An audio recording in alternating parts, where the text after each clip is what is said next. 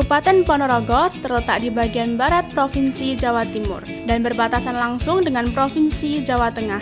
Kabupaten Ponorogo menetapkan hari jadinya setiap tanggal 11 Agustus, karena pada tanggal 11 Agustus 1496, Bathara Kotong diwisuda atau dinobatkan sebagai Adipati pertama Kadipaten Ponorogo. Sejak berdirinya Kabupaten Ponorogo hingga tahun 1968, daerah Ponorogo belum memiliki lambang.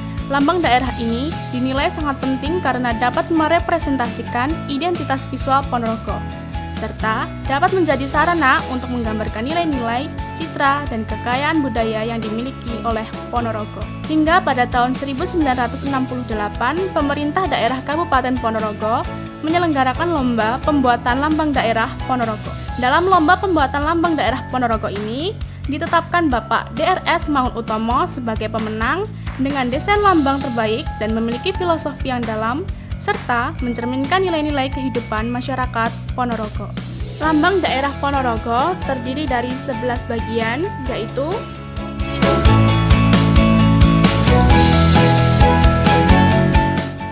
bagian 1, sinar cahaya. Bagian 2, bintang emas bersudut 5. Bagian 3, gapura bentar atau candi bentar. Bagian 4, penampang reog dengan 5 jalur. Bagian 5, 4 trap atau 4 anak tangga. Bagian 6, samudra lepas. Bagian 7, garis cakrawala. Bagian 8, gunung terdiri dari 2 puncak. Bagian 9, padi berbiji 17. Bagian 10, kapas berbuah 8 di alam terbuka. Bagian 11, tulisan Ponorogo. Masing-masing bagian ini memiliki makna dan filosofi sebagai berikut. Bagian 1, sinar cahaya. Melambangkan nur atau cahaya Tuhan yang bersinar memberikan petunjuk untuk langkah perjuangan daerah Ponorogo.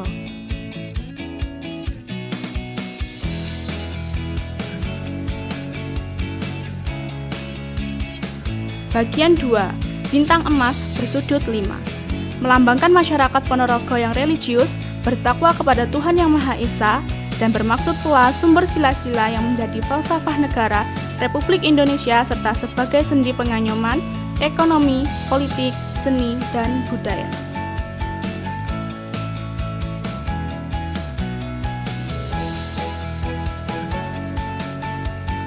Bagian 3, gapura bentar atau candi bentar. Melambangkan kejayaan pemerintah Ponorogo yang berkoridor hukum dengan masyarakat yang bermental tinggi, jujur, rela berkorban, dan sederhana.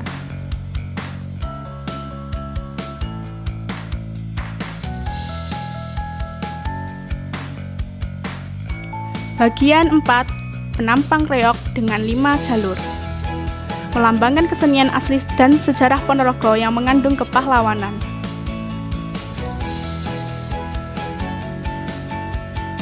Bagian 5, 4 trap atau 4 anak tangga. 4 trap dan jalur 5 melambangkan angka 45 dari tahun proklamasi kemerdekaan Republik Indonesia 1945. Bagian 6, samudra lepas. Melambangkan pemerintahan yang berlangsung sepanjang masa dan tangguh menghadapi hambatan, tantangan, ancaman, dan gangguan baik dari luar maupun dari dalam.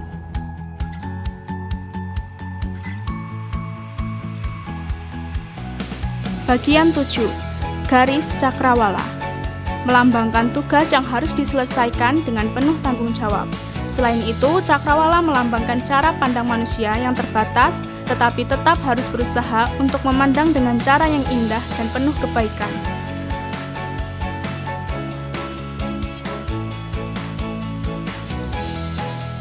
Bagian 8, gunung terdiri dari 2 puncak. Melambangkan daerah Ponorogo terletak di antara 2 gunung besar yaitu Gunung Lawu dan Gunung Wilis yang memiliki hubungan historis dengan sejarah terjadinya Ponorogo beserta kebudayaannya. Selain itu, gunung melambangkan sumber kekayaan alam.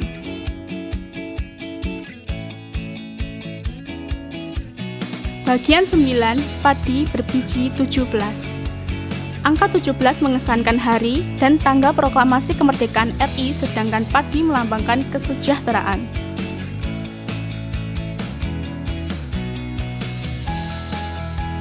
Bagian 10, kapas berbuah 8 di alam terbuka.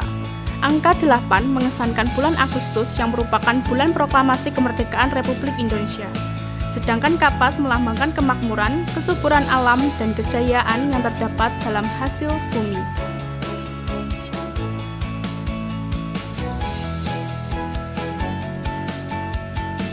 Bagian 11, tulisan Ponorogo adalah nama daerah yang memiliki lambang tersebut, yang berarti Pono adalah melihat, Rogo, Sariro atau badan.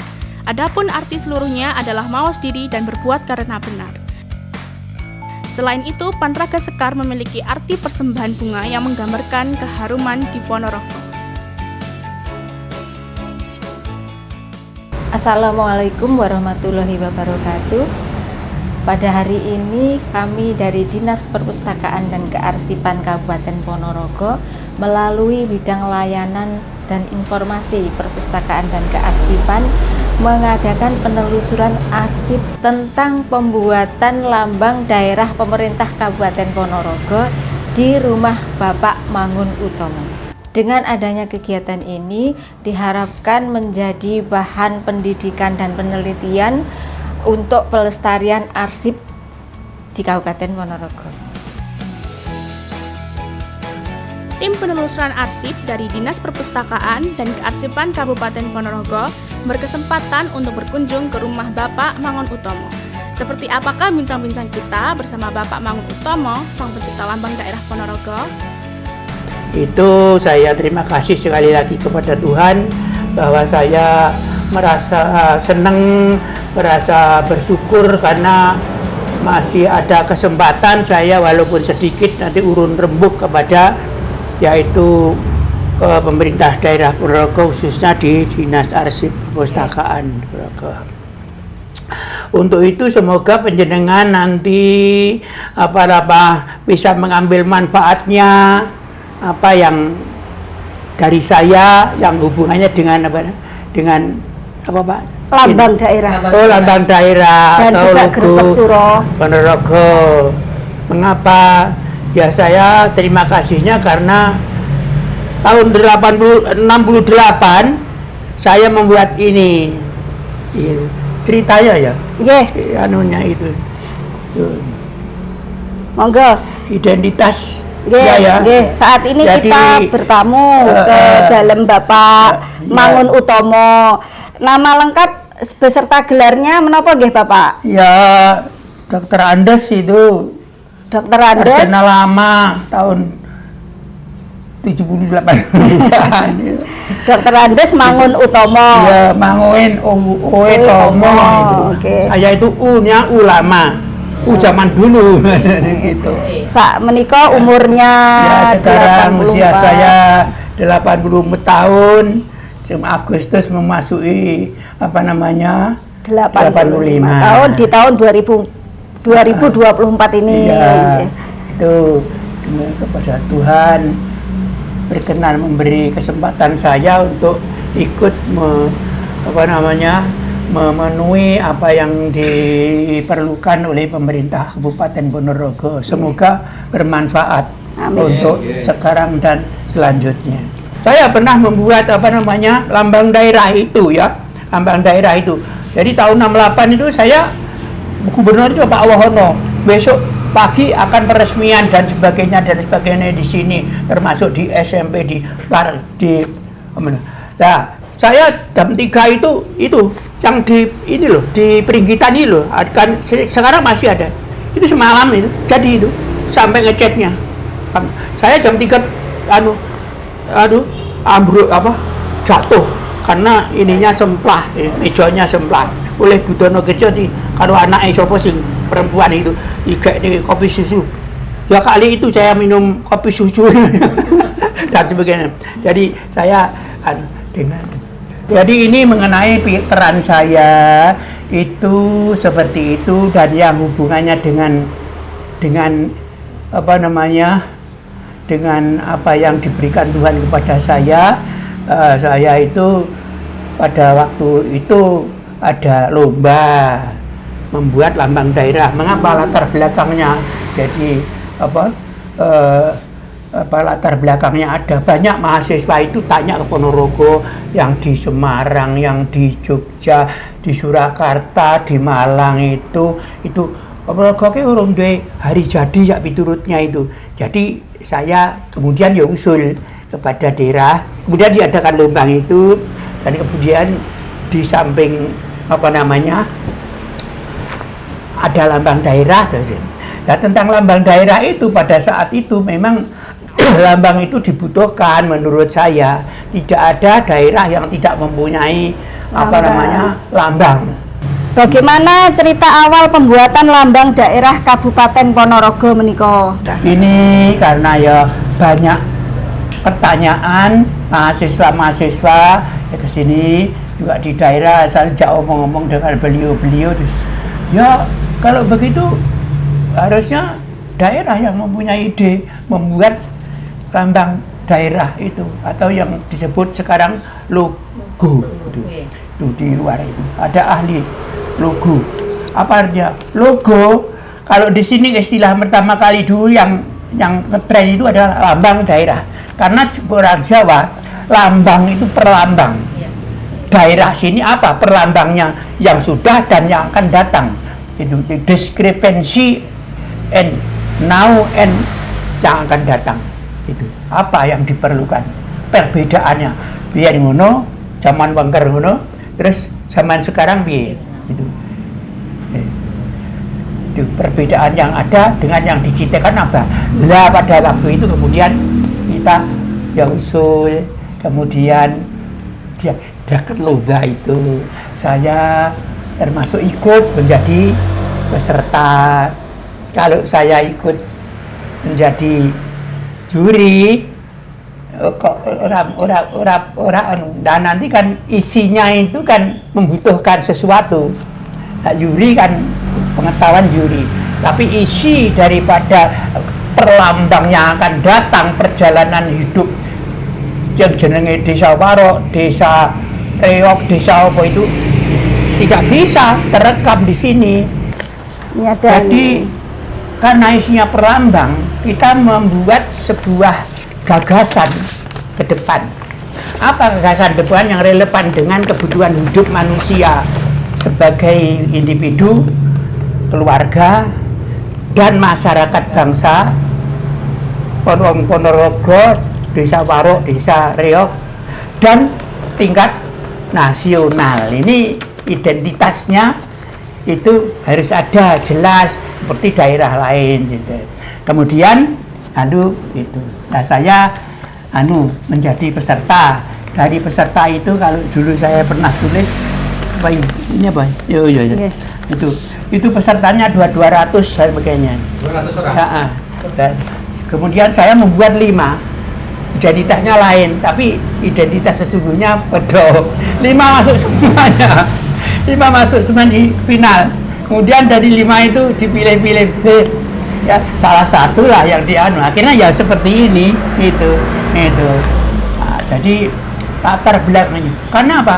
Karena perlambang yang akan datang, ide yang akan datang itu harus datang dari diri kita sendiri-sendiri. Itu perjalanan hidup kita itu yang mendesain kita sendiri. Besok ngene, anakku ngene, putuku ngene, aku ngene, besanku ngene, dan sebagainya. Itu desain gitu harus dari kita. Desain itu. Jadi yang inovatif, kreatif. Seperti kalau agama yang dituntutkan oleh agama, kalau kebutuhan habliminanas seperti yang dibutuhkan oleh daerah ini itu, dan generasi muda itu.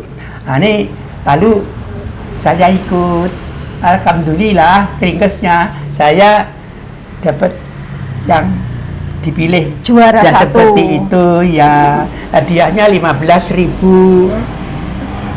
Itu sudah sepeda 1, gaji saya 2.000. Sepeda motor 1, Mbak. Bukan sepeda biasa, sepeda itu. Gaji saya 2.000, 200 ya pas baru itu. Nah, hadiah saya ini apa? 15.000 rupiah. Berapa kali gaji saya itu? Emas itu baru 500-an rupiah itu. Emas 500 rupiah? Iya, 500.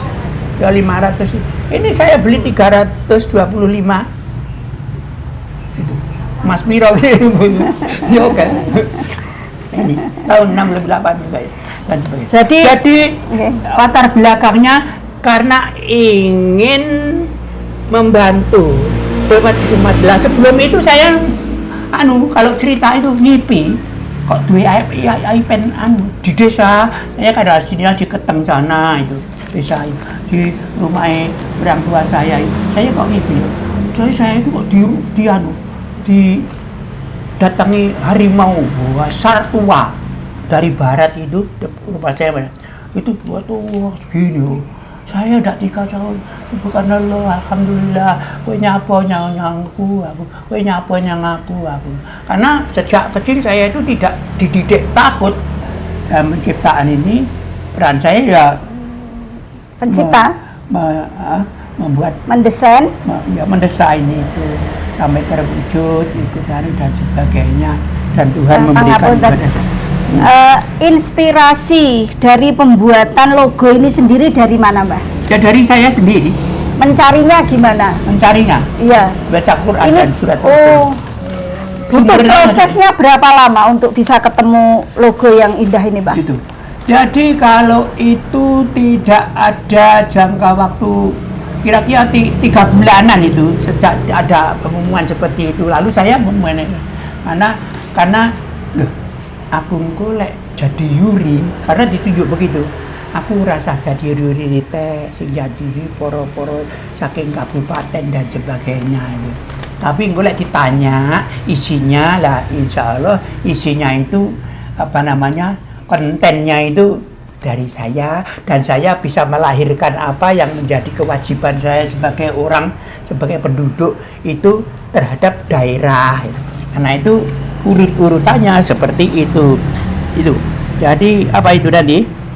Itu perannya itu ya. Jadi mencipta itu atas dasar apa yang melatar belakangi kehidupan saya dan kehidupan masyarakat Ponorogo. Apa ini? Selain ada penetapan lambang daerah Ponorogo secara resmi ada melalui apa Bapak? Melalui perda? Iya, malah sudah terkirim di lembaran negara Bian. Ke pusat. Lembaran negara lembaran negara itu ada. Sebelum lambang ini belum ada. Sing ada carane perkumpulan duwe lambang piyambak. Sepak bola, sepon, tapi yang hubungan dengan pemerintah daerah ini yang pertama dan digunakan sampai saat ini. Ya, digunakan sampai saat ini. Adapun besok piye wadah pimpinan kita kan tidak tahu. Lambang daerah Ponorogo terdiri dari berapa komponen atau berapa 11. bagian? Ada 11 bagian. Ya. Bisa dijelaskan mungkin satu persatu bagiannya, Mbak? Yo, sedina ora apa-apa aku betah lek kon ngene iki. Ngeten mungkin kersane terlihat niki. Diulang ada 11 bagian. Tadi yang pertama cahaya. Cahaya itu kalau ditingkatkan cara ma'rifatullah, pengetahuan tentang Allah. Nah ini sumbernya banyak ma'rifatullah itu. Iki isinya perjalanan hidup manusia. Yang pertama kali oleh cahaya Joko Gusti Allah. Mulane arep mati orang itu mulih nih cahaya. Mulih nih cahaya atau cahaya. Mulih niki balik nih. Biyen lahir bersih. Ronong koyo nuwun ben bersih husnul khotimah. Itu cahaya ya. Kemudian yang kedua itu adalah bintang. Ma'rifatullah. Kudu Ma'rifatul Rasul, ilmu tentang Rasul. Itu yang Rasul. mana, Mbah? Yang Ma'rifatul Rasul. Iki. Bintang. Bintang itu. Jadi cahaya, saya ulang, mohon maaf nggih. Cahaya tadi Ma'rifatullah. Makrifat pengetahuan tentang Allah. Yang bintang Ma'rifatul Rasulullah. Tentang pengetahuan tentang Rasul. Oh, nggih. Rasul kabeh kena. Wah, ning buku aku yo duwe buku sejarah para Rasul. Sekarang nomor 3 nggih berarti, Mbah. Nomor 3 niki napa? Iki Gapura. pintu gerbang. Oh, pintu gerbang. Koridor hukum cara anune. Pintu hukum. Niku lek anu Benten kalih gapura. hanya gapura iki. Oh, gapura. Bentar. Gapura Ini Jawa Bentar. Timur gapurane. Oh, nggih. Jadi gapura iki pintu gerbang atau koridor hukum iki filosofisnya dhuwur jaga itu. Jadi manusia itu kaya dene anu nggih liwat. Uripe ya mung liwat. Sadurunge liwat ku ya ngangge pintu-pintu ngangge kunci-kunci. Lek ora ngangge kuwi tabrakan oh. Koridor hukum. Jadi itu pintu gerbang. Jadi lek Kanjeng Nabi ke wis marai syahadatain Gusti Allah itu cahayane dilewatne Nabi ya kan dari Tuhan cahaya yang matahari di apa dibalik nih ke bulan bulan atau bintang memantulkan ke bumi seluruhnya siang malam matahari pekerjaan. Jadi pemantul dari dari Tuhan, dari cahaya Tuhan dipantulne oleh Nabi itu gambarnya kepada manusia. Nggih lan ngene nggih nyoroti nggih madangne wilayah Ponorogo yaitu wilayah digambarkan dengan logo reog niki. Logo reog. Logo. Dari yang kelima logo reog. Jadi Ponorogo ki njaluk putih, njaluk resik ngono lho Mbah Jali. Jadi manusia itu harus ngangge aturan, lewat hukum, lewat aturan, lewat syariat, lewat aturan. Iki dawa iki ayate wadruk-wadrukan iki. Lek tak tulis ning ngono-ngono perlu. Jadi hidup kita itu mempunyai aturan kudu lewat koridor hukum kangge kepentingan bumi, air, udara, terus zaman atau masa atau eter neng Ponorogo. Jadi hidup di Ponorogo diharapkan terus di sini iki neng padi dan kapas. Ponorogo iki butuhke sandang pangan gitu, sandang pangan. Dari orientasi iki 17. Iki 8 eling sandang pangane ning negara sing berpancasila sing 17 Agustus, 8 Agustus 45 yo 4 kene. Itu jadi kesejahteraan. Iki hukume lek cara ning dasar yo ilmu kebutuhan hidup manusia itu sandang pangan ilmu ekonomi menggambarkan kesejahteraan ilmu gitu Pak untuk memenuhi kebutuhan hidup manusia itu ilmu ekonomi. Nang kene iki eneng eneng apa jenenge garis cakrawala ngono. Ning kono ndak ketok. Ning kene eneng garis cakrawala. Ini. Oh nggih, ada garis cakrawala. Garis cakrawala itu cara pandang. Jadi garis cakrawala itu cara pandang. Cara pandang manusia itu semakin jauh itu semakin nggak kelihatan. Semakin jauh dari ilmu ya tidak bisa melihat. Semakin jauh dari perjalanan juga tidak bisa melihat kecuali ke sana. Itu cara pandang. Jadi cara pandang manusia terbatas. Tapi wajib kita itu biar memandang itu orang angger memandang cara pandang. Orang itu kalau cara pandangnya itu salah ya amalannya salah. Cara memandangnya itu. Alah kayak ndak ngono lho. Keliru. Cara memandang salah. Kalau kacamatanya hijau kan jadi hijau gampangane. Kalau kacamatanya agama ya beda. Kalau kacamatanya angge ilmu ya kalau kacamatanya pecah Kalau kacamata di blur kayak aku ya ngambil sabu.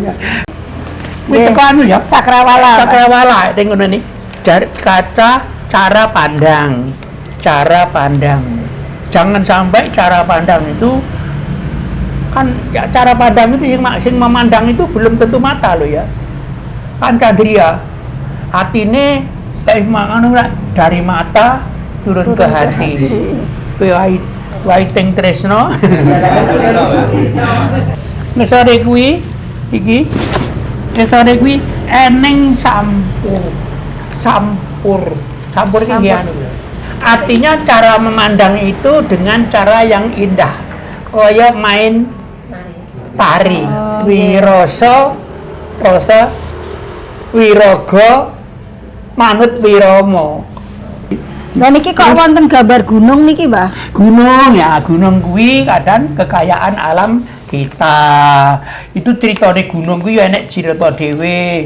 Lah aku dhewe saka Trawas ning kono enek gunung Penanggungan. Ning kono eneng apa jenenge? Eneng 7 gunung. Terus tambah 1 dadi Gunung Semeru.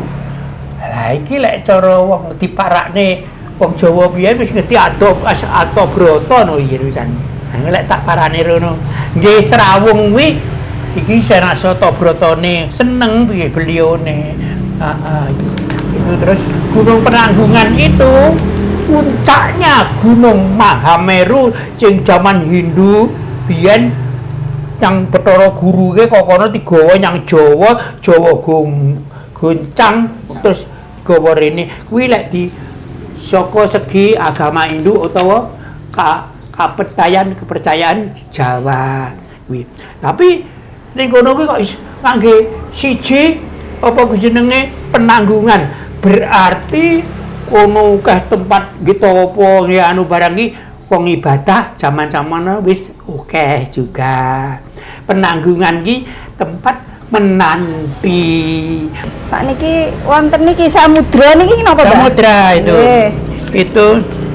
Itu samudra lepas itu tulisannya ini. Anu enek fotokopine fotokopi lambang ini enek sing lambang samudra. Samudra lepas, gelombang samudra itu. Jadi HTHG hambatan, tantangan, ancaman, gangguan dari dalam dan dari luar itu mesti ada di dalam perjalanan hidup manusia itu. Logis kuwi, hambatane eneng, tantangannya eneng, ancamannya eneng, itu gangguan ada, itu mesti ada. Nah ini hati-hati. Jadi bagaimana cara memandangnya terhadap gelombang kehidupan itu ya mesti lek ora klelep eneng gelombang yo ngangge hukum, ngangge kepinteran yang segoro gambare iso nglangi ngangge ilmu sing dhuwur-dhuwur mangke cahayane Gusti Allah tinggi Kanjeng Nabi ngene lek manusa ke abli minallah abli minana sing ngene kudu ngene itu anu apa namanya harus menggunakan ada gelombang kuwi lho awake dhewe nalika semono gelombang apa pikirannya gelombang apa namanya itu hatinya itu gelombang hidupnya itu mesti terjadi selama hidup. Karena itu gelombang itu kita iso nglangi di gelombang itu tidak sampai tenggelam. Itu ada hadisnya juga. Kemudian misalnya gelombang ya mesti gelombang kehidupan gitu ya. Riak kehidupan. Ya, gelombang itu. Bung Karno apa itu riak itu mesti ada. Buku merah putih. Tapi duwe nang tangan rayap. Buku jadi seperti riak kehidupan. Nek niki enten niki, Mbah. Jadi gelombang itu hambatan, tantangan, ancaman dari dalam dan dari luar. dari dalam keluarga kena, dari luar kena, dari dalam diri kena, dari luar diri kena itu. Niki Mbah, niki enten pita niki enten artine mboten? Iki bisa. Sampun. Gunung ya, gunung mae sumber daya alamnya. Sejak biyen gunung itu merupakan ning Quran pasak bumi. Tiangnya bumi.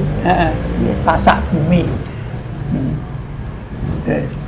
Jadi gunung itu sumber filsafat kena, ibadah kena, rekreasi kena, khususnya sumber H2O. Kenapa sih bu? Zat Oksigen. Niki kok enten segi 6 niki napa Mbah? Niki segi 6 tengah niki. Iki ya iki sakjane apa jenenge? Lingkaran apa? Ibrahim 6. Sebenarnya 7 maaf 7. Sejujurnya segi ini merupakan lingkaran. Lingkaran itu kalau digambarkan iki kan kepala ya, atau pimpinan atau sumber. Lalu kalau reok, maka kepala reok itu menjadi barong itu menjadi kumpulan barongan ori ya, barongan atau barong. Itu singo barong. Pak Markum itu kan singo barong itu.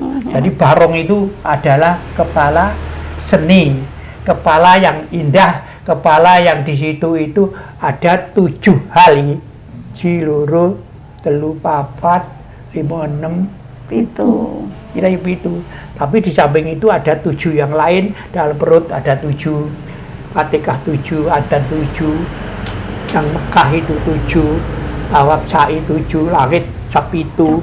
Itu semuanya ada mengente nyinawi 7. Jadi ini Pancasilanya otomatis sudah masuk. Diuraikan sendiri, artinya sudah masuk semuanya. Terus ini tulisan ini Panraga Sekar, persembahan bunga, intinya gitu. Jawaban itu nyembah angki kembang, jawaban Hindu apa 8 itu bang. Urunan itu bulan Tatsya, itu bulan purnama itu urunan merangkai bunga. Itu isinya sejarah SNI 2, sejarah nasional 2 itu ada itu.